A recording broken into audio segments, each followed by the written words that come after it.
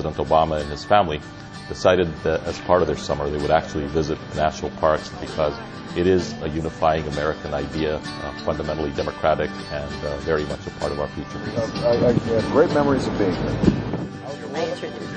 My grandma, my mom, and my sister, who was with us today, she was 2 at the time. And, we traveled throughout the country the entire summer, and this is our last stop and my favorite stop. The national parks, to me, I think, are studies in leadership. How presidents have related to the national parks have been, in some ways, defining aspects of their larger leadership quality. Well, I think it's always special when a president visits anywhere. Chester A. Arthur was the first to visit Yellowstone in 1883. President Theodore Roosevelt. Roosevelt came in 1903. Then in 1923, Warren Harding. In 1927, Silent Calvin Coolidge visited us. Then in 1937, FDR, President Franklin Delano Roosevelt came.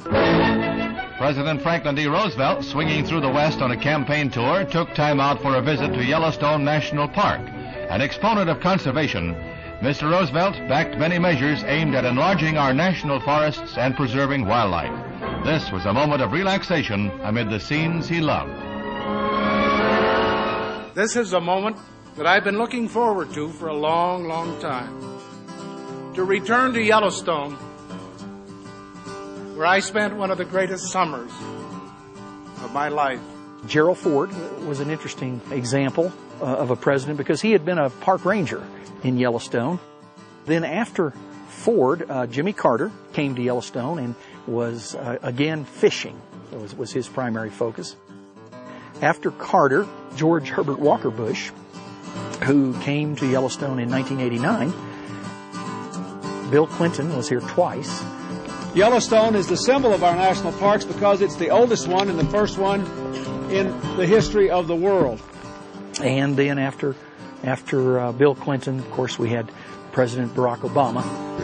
You know, the thing I remember most was, driving by and seeing it was elk. And I remember bison.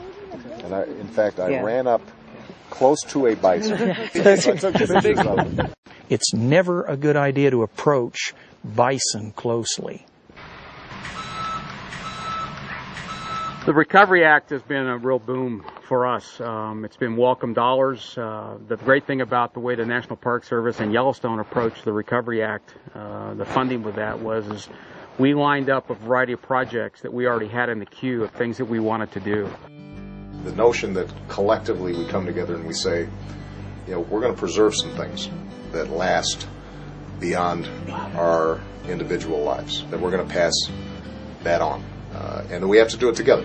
That's part of what is hopefully best about our government.